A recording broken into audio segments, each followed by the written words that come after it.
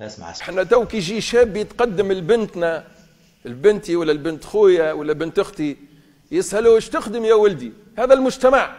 ماذا تعمل؟ كم تكسب؟ هل عندك بيت؟ هل عندك سيارة؟ هل أمك ميتة إن شاء الله؟ هذه هي الأسئلة، هذا ما يهمهم. ينظرون إلى مظهره وإلى ما في جيبه وما في حسابه البنكي. هل يسألون هل تصلي؟ هل تصوم الاثنين والخميس؟ هل تقوم الليل؟ كم تحفظ من القرآن؟ هل هناك أب سأل صهره كم تحفظ من القرآن؟ كأنني أحلم وكأنني خارج الزمان والمكان. ثم بعد ذلك بعد الزواج ماذا تكتشفون؟ بما أنك لم تسأل عن صلاته وقيامه وصيامه وطاعته لوالديه، ماذا تنتظر منه؟ أنت ونصيبك إذن.